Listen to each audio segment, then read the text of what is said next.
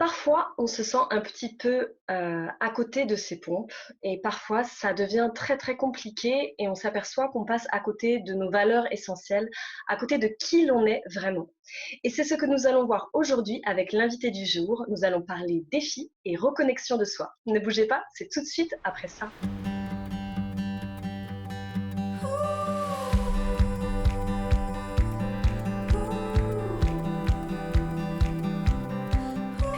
Elle se lance des défis et les partage en toute transparence. Généreuse, elle livre ses expérimentations sous forme de jeu. Un jeu à la recherche de soi, une quête permanente à être qui l'on est vraiment et à mettre de côté nos résistances. Après s'être oubliée, avoir été au bout de ses ressources, elle a eu le courage de remonter à la surface. Partie du vide, elle a rempli son réservoir d'amour, de patience, de sérénité en lançant aux femmes des défis zen. Honnête, curieuse et endurante, elle livre chaque semaine les outils trouvailles qu'elle a collectés. Elle inspire des milliers de femmes à faire ce chemin vers soi pour une vie plus authentique et plus alignée avec ses valeurs. Après avoir dressé son portrait dans mes bouffées d'oxygène, je suis très honorée d'accueillir Mylène Muller des Défis des filles zen. Mylène Muller, bonjour. Bonjour Mélissa, merci beaucoup pour cette invitation et pour ce portrait que je découvre avec émotion aussi, parce que c'est vrai que mon parcours a été assez long et voilà, c'est intéressant en fait le regard extérieur. C'est toujours très intéressant en fait les feedbacks aussi des autres sur son parcours et son aventure. Merci beaucoup. Ah, avec grand plaisir. Alors justement, pour ceux qui ne te connaîtraient pas, est-ce que tu peux te présenter en quelques mots, raconter ton histoire, d'où tu viens? Parce que c'est une histoire tellement unique et tellement inspirante. Enfin, en tout cas, pour moi, ça l'a été. Donc, c'était aussi mon envie de partage avec les gens aujourd'hui. Ok, alors, eh bien moi, on va dire que j'ai un parcours en fait assez classique.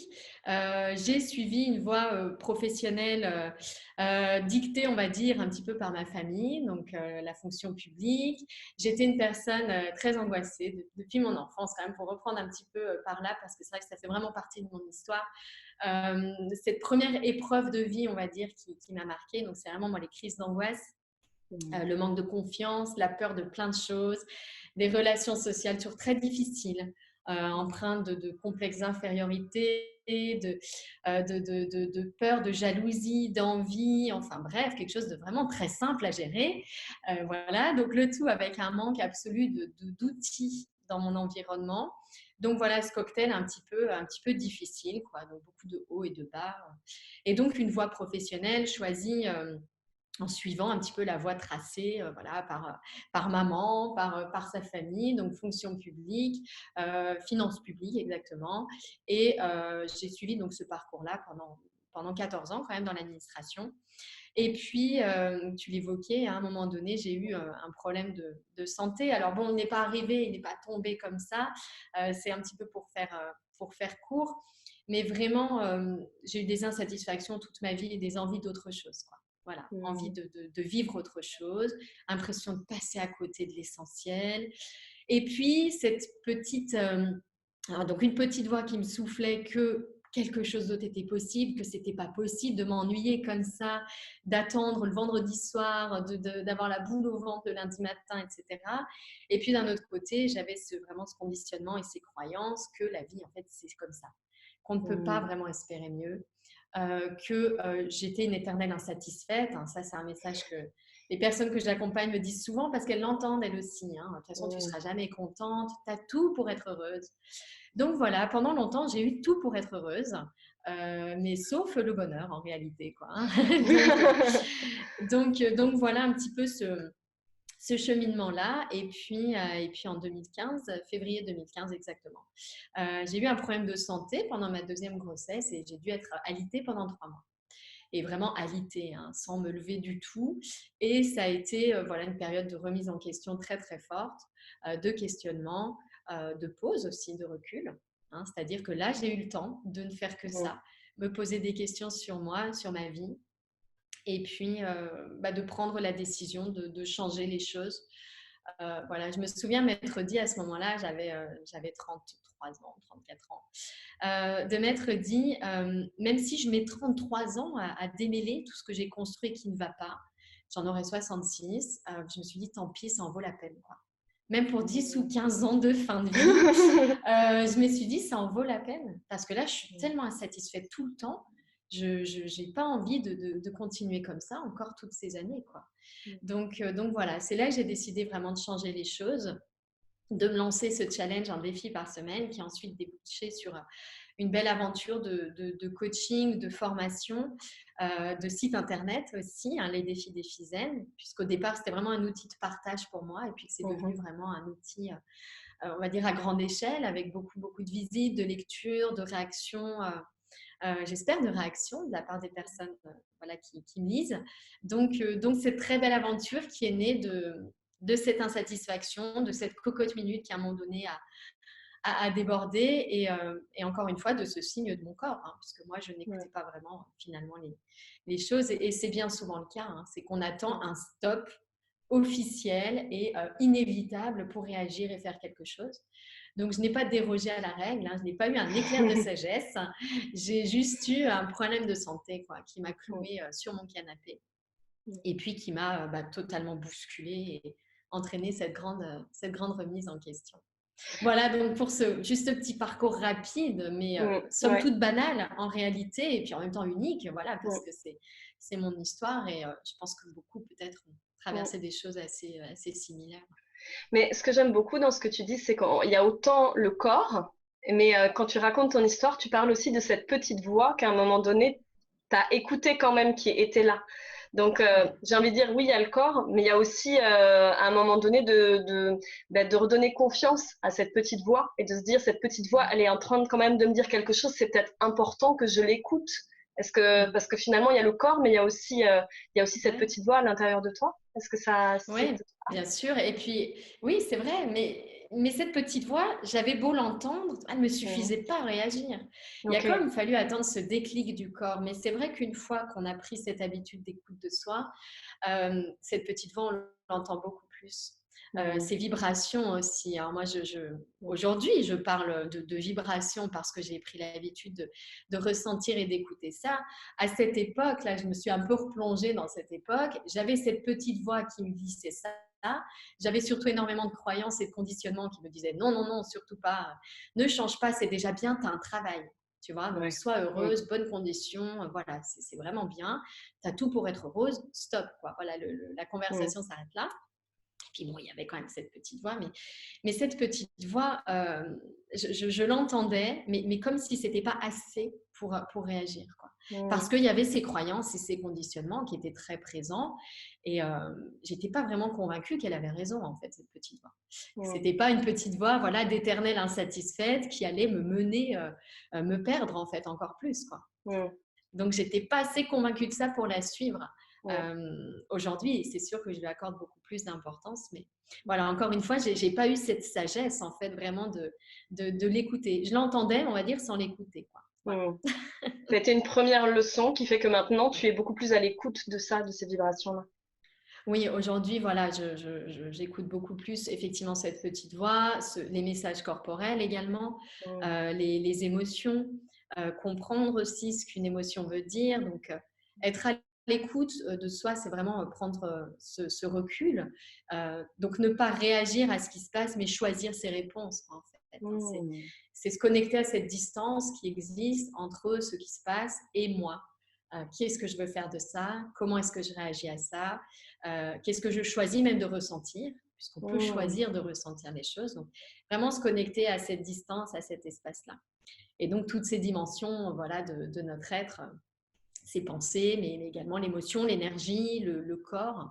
Et puis d'autres dimensions pour les personnes qui sont plus axées sur la spiritualité encore. Mais voilà, pour moi, c'est vraiment une globalité aujourd'hui, quoi. Vraiment tenir compte de toutes ces petites voix-là, de tous ces messages-là, pour essayer d'être la plus alignée possible. Moi, c'est vraiment mathématique, quoi, cette notion d'alignement, d'accord, de congruence, voilà, entre sa vie et soi. Parce qu'en fait, c'est vraiment ça, moi, que je ressentais terriblement, c'était ce décalage J'avais l'impression, et je jouais du piano à ce moment-là, et je me souviens avoir trouvé ce refrain. J'improvise en fait beaucoup quand je joue. J'en suis pas toujours fière. Mais là, cette phrase-là, elle me parlait vraiment. C'était ce refrain, c'était ma vie ne me ressemble pas. Et j'ai chanté ça, et en fait, je me suis arrêtée. Je me suis dit, mon Dieu, c'est en fait exactement ça. Ma vie ne me ressemble pas. Alors, ça paraît un peu perché, mais en fait, c'était tout à fait ce que je ressentais à ce moment-là, quoi. Ce décalage entre ma vie, ce que j'en avais fait, et ma personne, quoi, qui j'étais vraiment. Wow. Et du coup, en démarrant ces défis, enfin, moi, ce que je trouve aussi super beau dans ton histoire, c'est que tu as démarré des défis pour toi, pour expérimenter des choses, en le partageant, avec cette envie aussi de générosité de partager. À quel moment tu t'es dit, waouh, c'est en train de devenir autre chose que juste le défi, le challenge de partager? À quel moment tu t'es dit, ben, finalement, ça devient un peu mon métier, alors que voilà, c'était peut-être pas forcément un but ou recherché dès le départ? Hmm. Alors, c'est vrai que j'ai mis 2 ans à passer de l'idée de je partage et je crée un site pour écrire, parce que j'ai toujours beaucoup aimé écrire. Et ce que je n'avais pas dans mon métier, j'avais besoin de liberté. Vraiment, de pouvoir juste dire ce que je voulais, sans que quelqu'un retouche mon message, sans que quelqu'un ne me dise non, c'est pas le moment, oui, fais ci, ou voilà, ne fais pas ça. Donc, vraiment, juste être dans cette spontanéité, cette créativité. Donc, j'avais vraiment besoin de ça. Et j'ai mis 2 ans à me dire, attends, peut-être qu'il y a autre chose en fait là. Peut-être que c'est plus juste, tu partages, parce qu'en réalité, j'avais beaucoup de retours aussi d'inspiration. Donc, je voyais bien que ça créait des réactions chez les autres. Je voyais bien qu'il y avait de plus en plus de personnes abonnées aussi au défi, parce que donc je mettais à la disposition en fait des abonnés les défis. Donc, je créais vraiment une fiche sur le thème de la semaine, et je l'envoyais à toutes les personnes abonnées. Et donc, au début, quand j'ai commencé, on était 2 abonnés, quoi. C'était mon mari et moi. Et puis, progressivement, c'est vrai que j'ai vu que ça prenait de l'ampleur. Et au bout de 6 mois, il y avait déjà 1000 personnes qui s'étaient abonnées. Et là, je me suis dit, alors je ne faisais pas rien, hein, j'écrivais des choses, je communiquais, hein, j'étais totalement dans mon projet. Mais je me suis dit, ouais, quand même, 1000 personnes, c'est déjà énorme. Enfin, 1000 personnes, je veux dire, j'ai jamais parlé à 1000 personnes de ce genre de thématique. Donc là, d'un coup, voilà, je touche beaucoup de monde. Et puis voilà, donc ça a fait son chemin, on va dire, doucement, jusqu'au moment où je me rends compte que je travaillais à mi-temps à l'époque, et que chaque fois que je devais aller dans mon travail à mi-temps dans l'administration, franchement, j'y allais la boule au ventre, et que j'attendais avec impatience d'être le mercredi midi, parce que du coup, mi-temps, mercredi midi, d'être en week-end, on va dire, pour pouvoir faire ça à fond. Donc là, je me suis dit, bon, il y a peut-être quelque chose à essayer, quoi. Mais ça a été progressif, hein. J'ai demandé une disponibilité pour garder le contact. Enfin voilà, j'ai vraiment essayé de cumuler les deux pendant un moment pour ne pas tout lâcher non plus. Donc voilà, je dirais que progressivement, le chemin s'est fait. Surtout les retours en fait que j'ai eu des autres. Donc les chiffres et puis les messages quoi, personnels. Hein, tout ça, ça a vraiment fait son chemin. Et je me suis dit que finalement, j'avais peut-être droit moi aussi de faire vraiment quelque chose qui me plaisait, quoi. Ça, c'est une idée que je m'étais toujours interdite. J'avais toujours eu l'impression que le métier de mes rêves, en fait, c'était le métier des rêves de tout le monde. Et donc, c'était pas possible. Parce que qui j'étais moi pour avoir ce métier que tout le monde voulait? Et ça, c'est quelque chose que j'ai mis du temps à comprendre, et j'insiste du coup aujourd'hui dessus quand j'accompagne des gens. C'est cette idée qu'en fait, on a chacun notre propre rêve, notre propre place, et qu'on ne se marche pas forcément dessus avec les autres. Chacun, c'est son énergie. Même si on fait exactement la même chose sur le papier que quelqu'un d'autre, en fait, on a une énergie différente. Et donc, on a tout à fait sa place. Mais à l'époque, je ne croyais pas ça. Donc, je me disais, non mais franchement, tenir un blog, animer un programme d'accompagnement, mais tout le monde adore ça. Donc, moi, je n'ai aucune chance d'y arriver plus que quelqu'un d'autre. Donc, je me contente de cette banalité, donc les finances publiques à l'époque, qui me rapportent de quoi vivre largement, et puis voilà, qui me donne cette place un peu sécurisée, quoi. Donc, je ne pensais pas mériter, en fait, de juste m'éclater dans mon travail tout le temps. Et qu'est-ce qui a fait qu'à un moment donné, tu as pleinement fait confiance en ça? Donc, tu disais que tu as commencé à voir qu'il y avait plus de monde que des parties de 2, que tu es arrivé à 1000, que tout à coup, bon, tu as fait ce choix du mi-temps, tu as fait ce choix de mise en dispo. Qu'est-ce qui fait qu'à un moment donné, il y a cette confiance et cette acceptation de lâcher et d'aller pleinement vers finalement tes rêves aussi? Je dirais qu'il y a vraiment eu un événement qui… Alors, il y a eu cette progression, hein, je disais de plus en plus de messages, de plus en plus de suivi partout sur les réseaux, etc., où j'ai commencé à me dire, bon, bah, je commence à avoir une importance, entre guillemets, donc peut-être que je peux vraiment apporter quelque chose aux autres. Donc ça a été voilà, quelque chose de progressif. Et puis, il y a eu cet événement où c'était en, je crois, novembre 2016, donc 1 an et demi après avoir démarré, j'ai assisté à un événement Mhm. de networking, on va dire, voilà, entre blogueurs, blogueuses, infopreneurs, donc les métiers de formation d'Internet. Je suis allée à cet événement et là, je me suis retrouvée à côté d'une personne qui faisait exactement ce que je voulais faire et qui gagnait hyper bien sa vie avec et qui était totalement à sa place. Et donc ça, ça m'a ouvert quelque chose, hein. Ça a ouvert une petite brèche dans la croyance, ce n'est pas possible. Mhm. Et je me suis dit, enfin, puisque cette personne y arrive et qu'elle est là en chair et en os et qu'elle ne me ment pas, enfin voilà, donc c'est Mhm. possible. Parce que c'est vrai que sur Internet, on a un peu cette idée que sur Internet, il y a des vendeurs de rêves et que c'est pas possible, etc. Donc, il ne faut pas trop s'emballer. Et moi, en fait, ces vendeurs de rêves, enfin, pour moi, ce pas des vendeurs de rêves. Ou alors, si, mais heureusement quoi, qu'on nous vend du rêve Mhm. parfois. Mhm. Parce que moi, en fait, je n'y croyais tellement pas que je serais restée dans ma vie d'avant si quelqu'un ne m'avait pas, à un moment donné, non pas fait croire, mais dit que c'était possible. Mhm. Puisque vraiment, c'était possible. Et c'est possible de faire exactement ce qu'on aime dans la vie et de gagner sa vie en le faisant. Voilà, donc cet événement-là, côtoyer cette personne, bon, bah, ça a ouvert très clairement cette petite brèche, cette faille. Le champ des possibles s'est agrandi subitement et je me suis dit, bon, bah, il y a vraiment quelque chose de possible. Voilà, donc je vais l'essayer à fond. Même si je rate, même si c'est un échec, je vais le faire à fond. Mais très franchement, à ce moment-là, j'ai même plus trop peur d'échouer, quoi.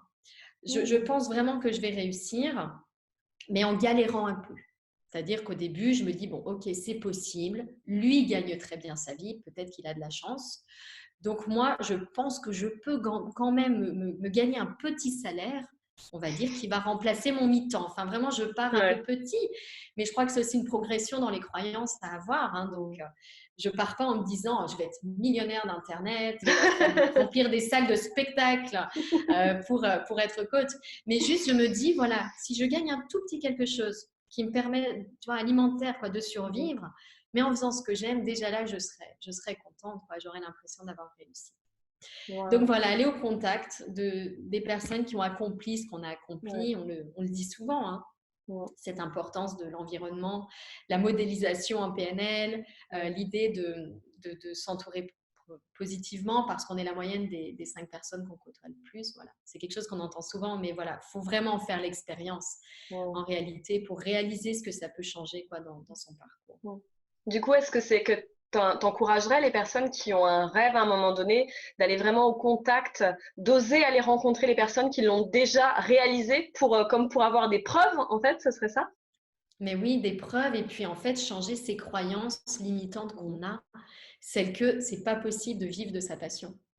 Moi, quand j'accompagne des personnes, je leur pose des questions quand elles arrivent et je leur demande voilà quelle serait la plus grande difficulté qu'elles aimeraient résoudre. Et souvent, j'ai dans les messages des choses comme j'aimerais faire ça de ma vie et en plus j'aimerais gagner ma vie avec. Bon, je sais que je rêve un peu, hein, mais vraiment j'aimerais ça.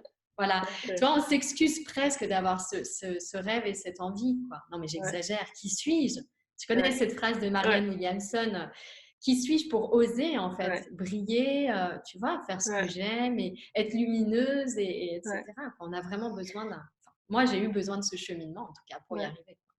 Est-ce que tu penses que c'est quelque chose qui est typiquement relié aussi au féminin? Parce que moi, j'ai été émerveillée une fois en échangeant sur la thématique des peurs avec des femmes, de me rendre compte une thématique qui revenait beaucoup chez les femmes, c'était la peur de ne pas être à la hauteur. Est-ce que toi, c'est quelque chose que comme tu dis que tu accompagnes des femmes, est-ce que c'est quelque chose que tu as vu plus particulièrement chez les femmes, ce côté-là, de ne pas s'autoriser de rester un petit peu dans l'ombre, de ne pas avoir peur de ne pas être à la hauteur, ou est-ce que c'est quelque chose que tu as déjà observé chez d'autres hommes ou… Alors, c'est vrai que comme j'accompagne presque exclusivement des femmes, je serais assez mal placée pour répondre. Mais en tout cas, c'est Mm. vrai que j'ai vraiment l'impression que chez les femmes, ce besoin de plaire est vraiment très, très présent. Est-ce qu'il y a derrière une notion de, alors j'allais dire physiologique, de plaire à l'homme, de fécondation, tu vois, vraiment Mm, mm, mm, mm. Est-ce que ça vient un peu de cette nature-là, de ce côté physiologique? J'en sais rien. Dans mon environnement, j'ai l'impression que les femmes sont plus concernées par ce besoin de plaire et cette peur du coup de ne pas être à la hauteur. Encore une fois, je manque de points de repère et il y a peut-être aussi l'idée que les hommes en parlent moins. Voilà, ils Ok. sont plus timides je manque le mot pudiques concernant leurs émotions. Voilà, on ne les Mm, habitue pas non plus à lâcher. Il faut être l'homme qui est fort, qui ne mm, mm, laisse mm, rien mm. transparaître. Alors, du coup, j'aurais du mal à y répondre. Je Mm, sais que les mm. femmes sont très touchées. Je pense que les hommes le sont probablement plus que ce qu'on pense. Voilà. Ok. Mais j'aurais du mal à dire, voilà, à dire plus sur les deux, parce qu'en fait, j'accompagne vraiment presque exclusivement des femmes. Donc, Ouais. voilà. Ok.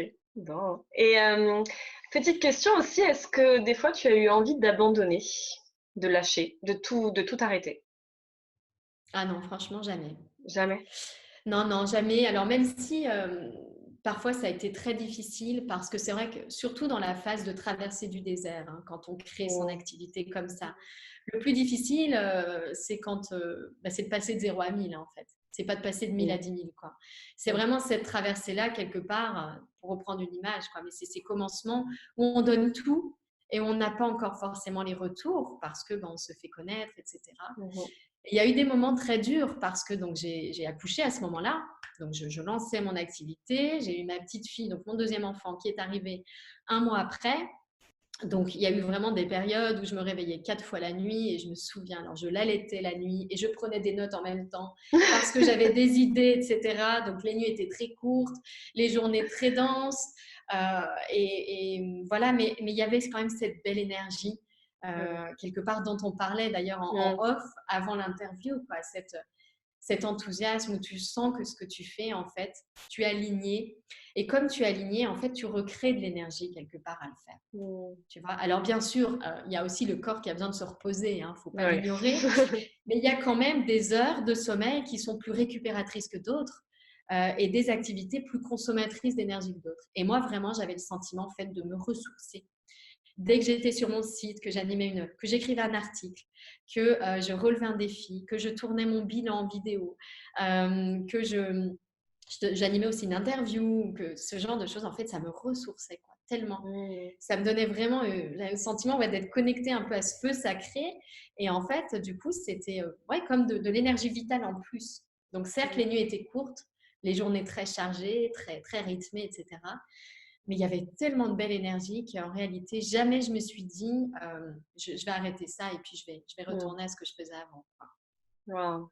Et Mm. du coup, ça c'est un truc aussi qui m'inspire beaucoup dans ce que tu dis, cette notion de, j'en parle souvent avec les mamans, les femmes, parce que très Mm. souvent, bah, quand on devient maman, bien sûr, il y a d'autres priorités, il y a des choses aussi bah, des choses qui sont remises en question. On a vraiment ce côté aussi d'être dédié pour son enfant. Tu parlais Mm. d'allaiter, de se relever plusieurs fois, de tout ça. Du coup, la question par rapport à ça, c'est, Mm. euh, j'entends dans ce que tu dis qu'il y avait des choses qui te nourrissaient beaucoup quand Mm. tu allais donner tes interviews, que tu faisais un article et que du coup, ça te reboostait de l'énergie. Comment tu gères justement ce jonglage, souvent on dit, entre ta vie professionnelle et ta vie de maman? C'était pas simple en fait. C'est Mm, vrai que c'est pas simple et avec le recul, je me dis que peut-être c'était pas le moment idéal quelque part pour accueillir un enfant parce que c'est vrai que j'avais la tête aussi ailleurs. Donc mhm, c'était un peu cette idée d'avoir envie d'être pleinement dans cette énergie-là professionnelle, l'envie aussi de profiter un maximum de son enfant et puis du plus grand. Donc ça, c'est vrai que ça demande je dirais une gymnastique et puis une bienveillance en fait. Enfin, moi, j'aime mm, vraiment cette idée de je fais de mon mieux à cet instant avec mes ressources et j'ai fait vraiment de mon mieux avec mes ressources. Alors peut-être que des fois, ça n'a pas été parfait parce que c'est vrai que pendant que j'allaitais mon enfant, plutôt que de la regarder et de m'émerveiller, des choses que je peux regretter aujourd'hui, eh bien, je pensais à cette interview que j'avais donnée le lendemain, etc. Mais j'ai envie de dire peut-être accueillir aussi avec bienveillance cette dualité, cette ambivalence, quoi, cette envie mm, un peu d'être là et puis aussi de faire autre chose. Alors, certes, c'était pas idéal, peut-être que j'aurais pu profiter autrement. Puis en même temps, ça a quand même eu cet avantage de me porter vers un nouveau projet, Mmh. d'être là où je suis aujourd'hui.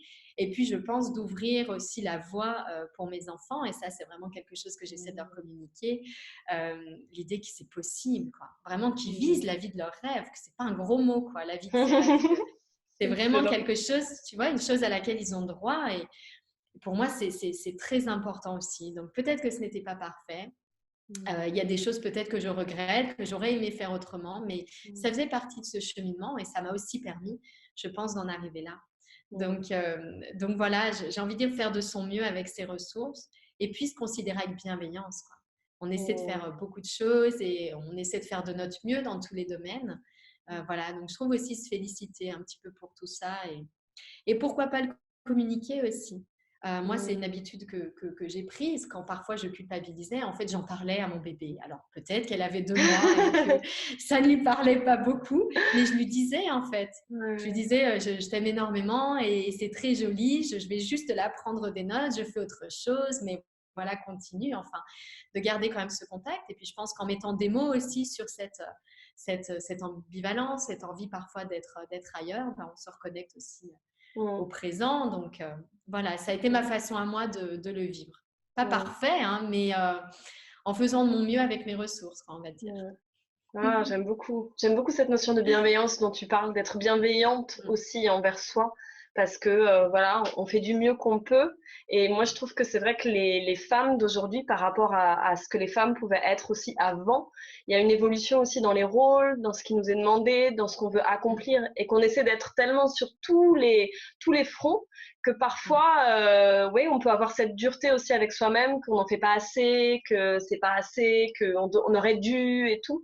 Et du coup, j'aime bien ce partage que tu parles sur la bienveillance envers soi avant toute Mm. chose aussi. Et Ah je oui, trouve que je vois tellement c'est de juste. dureté. On voit beaucoup de dureté, hein, je pense que toi aussi, là, chez les personnes qu'on accompagne et chez nous-mêmes, hein, d'ailleurs. Enfin, moi, je le dis souvent, je suis ma première cliente, quoi, en fait. Hein, mon premier cas d'école, mon plus grand cas d'école, parce que j'ai tellement expérimenté de choses de travers, on va dire, j'ai tellement raté certaines choses que Mm, c'est vrai que je préfère souvent à ça. Mais je vois tellement de dureté, en fait. C'est rigolo parce que je viens de tomber sur. J'ai un tableau blanc derrière et je vois écrit amour inconditionnel en gros dessus en travers. Voilà, on n'est pas habitué en fait à ça. Et c'est vrai que parce qu'on veut plaire aux autres et être aimé, hein, en réalité, tout part de là, on cherche à vraiment forcer, quoi, à prouver des mm, choses. On a l'impression qu'on va être aimé pour ce qu'on fait. Et donc, on essaie de faire un maximum et le plus parfaitement possible et sans se plaindre, etc. Euh, et donc, voilà, commencer par se donner énormément d'amour, en fait, quoi qu'il se mm, passe. Et voilà, se dire qu'on fait de notre mieux. Et bien sûr, on veut faire trop de choses. Ça, c'est évident. mm, Donc, pour moi, revenir à l'essentiel aussi, c'est quelque chose d'important. Donc, pas hésiter à dire non à certaines mm. choses. C'est aussi faire preuve d'amour envers soi et de bienveillance, hein, pour moi. Il y Wow. a le côté théorique, on va dire, de s'aimer et de se considérer avec bienveillance. Et puis, en pratique, ça, voilà, ça amène aussi à dire non à Mm, certaines choses et puis à oser dire un grand oui à ce qu'on aime et à ce qu'on veut. Pour mm, moi, ça, c'est aussi de la bienveillance mm. et de l'amour envers soi, quoi. Ce que j'aimais beaucoup, on s'est dit aussi en off, cette notion aussi que tu arrivais aussi à un moment où ben, c'est normal, il y a énormément de sollicitations, donc il faut faire des choix aussi à un moment donné et de redonner, comme tu disais, pour toi, ton leitmotiv, ton mantra, c'est vraiment de revenir à soi, d'avoir ce temps de recentrage et puis peut-être à des moments, ben, comme tu viens de le dire, de renoncer à certaines choses ou de dire non pour le moment à certaines choses, comme notre entrevue qui avait mis du temps, on a rigolé par rapport à ça, qui a mis du temps, mais qui a fini par se faire aussi parce que, comme tu as dit, bah oui, à un moment donné, j'ai pris soin aussi d'autres projets, d'autres choses. J'ai mis le focus sur d'autres choses et de prendre ce temps de réalignement et puis bah, peut-être de dire non à des choses à un moment donné. Peut-être ça sera un oui pour plus tard, mais d'avoir cette capacité-là de discernement. Oui, c'est vraiment important. Pour donner un exemple très concret, j'ai toujours eu un projet qui était sur ma bucket list depuis toujours, c'était d'écrire un livre. Mmh. Et puis, j'ai été contactée par pas mal d'éditeurs et d'éditrices. Et puis, c'est un projet que j'ai toujours pas mené à son terme. Et en fait, j'ai réalisé pourquoi il y a quelques temps. Mmh. C'est qu'en fait, je ne le faisais pas pour de bonnes raisons, en fait. J'avais toujours dit que je voulais écrire un livre et d'autant plus depuis que j'animais mon blog. Et en fait, je m'étais aperçue que si je le faisais, c'était pas vraiment pour moi, mais plutôt pour flatter mon ego. C'est-à-dire, j'avais le sentiment comme ça d'avoir plus de reconnaissance d'un entourage parfois pas récalcitrant, mais on va dire en tout cas pas forcément intéressé Mmh. et ouvert au sujet que j'aborde ou d'un cercle d'amis plus large. Et en fait, je le faisais pour ces raisons-là, pour de la reconnaissance, pour plaire, pour faire plaisir, pour voilà. En fait, je flattais mon ego. Et comme il y avait une part de moi qui s'en rendait compte, et bien du coup, je repoussais sans cesse. Et donc voilà, cette idée aussi de réalignement, je me suis rendu compte que, en fait, que j'avais le droit de dire non à ça. Même si c'est un très beau projet sur le papier, que ça avait longtemps figuré dans mes projets, mes projets d'ego, en fait, peut-être encore une fois. Voilà, là, j'ai vraiment choisi de dire non, en fait. De dire non, je ne le fais pas pour moi, en fait, pas en étant alignée. Alors, comme tu dis, peut-être que plus tard, les choses reviendront et que je me rendrai compte que là, c'est le bon moment et que je suis vraiment Mmh. présente à ce projet-là. Mais là, en l'occurrence, voilà, c'était pas pour de bonnes raisons. Et de manière générale, c'est vrai que pour moi, revenir à ce qui est vraiment essentiel dans ce qu'on a à faire, c'est très important parce que sinon, on a trop de choses en fait à faire. Mmh. Et moi, j'entends souvent cette phrase, c'est j'ai pas le temps de tout faire. Et moi, je leur réponds, je leur dis, mais ça tombe bien parce qu'en fait, vous n'avez pas besoin de tout faire. Juste ce qui est important. Tu vois, donc qu'est-ce qui est vraiment important? Mmh. Et ça, c'est une habitude qu'on a en coaching et que moi je cultive beaucoup avec moi, j'essaye, et puis avec les autres, c'est vraiment cette notion de prioriser. Qu'est-ce qui est le plus important? Certes, il y a 15 choses ou 50 sur ma bucket list, Mmh. mais sur ces 50-là, quels sont allez, le top 3 des choses qui vraiment m'aideraient à être plus connectée à moi, plus en accord avec moi-même, plus heureuse, plus pleine d'amour, enfin selon Mmh. les valeurs qui nous sont les plus importantes. Ça, c'est vraiment pour moi une habitude à avoir parce que sinon, on peut se perdre à vouloir faire trop de choses d'un coup. Donc voilà, vraiment cette notion de priorisation est vraiment importante aussi. Donc savoir dire non par moment. Mmh. Voilà, c'est aussi ça l'amour et la bienveillance envers soi. Ah, j'adore, merci beaucoup. Voilà, s'il y a des personnes, alors j'ai une dernière question, mais je la garde pour la fin, celle-là, que je pose à tous mes invités. Voilà, il y a des personnes qui te regardent aujourd'hui, qui se disent, yes, ça vibre, ça résonne avec moi, je ne connais pas Mylène, j'aimerais vraiment en savoir, en connaître plus, ou peut-être il y a des gens qui te connaissent déjà et qui vont voir et qui vont se dire, ça y est, c'est le moment, c'est la petite voix qui m'appelle pour passer à l'action. Comment peuvent-ils te retrouver? Quelle est ton actualité du moment? Enfin voilà, un petit peu tout ça. Moi, mon site, c'est les défis des zen. Donc, pour les personnes qui préfèrent les articles, j'ai un site internet. Pour les personnes qui préfèrent les vidéos, j'ai une chaîne YouTube également. J'essaie de donner un maximum de contenu, même si c'est vrai que de plus en plus, je me consacre vraiment aux personnes que j'accompagne. Moi, j'ai un programme d'accompagnement qui est vraiment sur le mode du coaching, qui est un mode qui me convient vraiment en fait, le coaching. Je trouve qu'il est très très respectueux en fait de la personne. Donc j'ai conçu une méthode de coaching en fait qui est un coaching de l'alignement au projet où avant de mettre en place et d'aller vers ses objectifs, eh Mmh. bien on va au cœur de soi déjà, savoir si c'est un objectif aligné. Et Mmh. c'est vraiment important pour moi, j'en parlais pour le livre, hein, Mmh. c'est-à-dire que j'aurais pu aller vers une coach et puis lui dire comment est-ce que je peux aller au bout de ce projet, j'arrête pas de le repousser et me dire il faut que j'y aille et faire un plan d'action, Mmh. etc. Moi, mon idée, c'est plutôt déjà, on va voir un peu au cœur de soi. Est-ce que c'est un projet qui vraiment fait écho, qui entre en résonance, qui permet de vibrer un maximum? Donc, décortiquer le moi de l'ego, les blessures, les croyances limitantes. Voilà, c'est vraiment un Mmh. travail de fond qui pour moi est vraiment essentiel avant d'aller vers l'action et le projet. J'accompagne beaucoup de personnes en reconversion pour cette même raison. Avant de choisir une voie, qu'est-ce que je veux vraiment moi? Pouvoir répondre à ces questions. Qu'est-ce que j'aime vraiment moi? J'ai eu beaucoup de mal personnellement à y répondre en fait. Quand j'ai eu ce souci en 2015, hein, ça m'a vraiment Mmh. occupé énormément de pouvoir répondre à cette question. Qu'est-ce que j'aime en fait? Mmh. J'avais une liste de choses que je pensais aimer et en fait vraiment me questionner une par une. Est-ce que j'aime ça moi? Est-ce que j'aime pour faire plaisir à quelqu'un? pour avoir de la reconnaissance, pour être aimé, pour impressionner, pour briller. Voilà, pourquoi est-ce que je fais les choses? Voilà, donc c'est un coaching qui va du coup un peu plus en profondeur et j'en parle sur mon site, voilà, pour les personnes en qui ça résonne. C'est un programme de suivi en auto-coaching et avec du coaching parce que pour moi, on a besoin en fait de cet accompagnement pour voir certaines choses.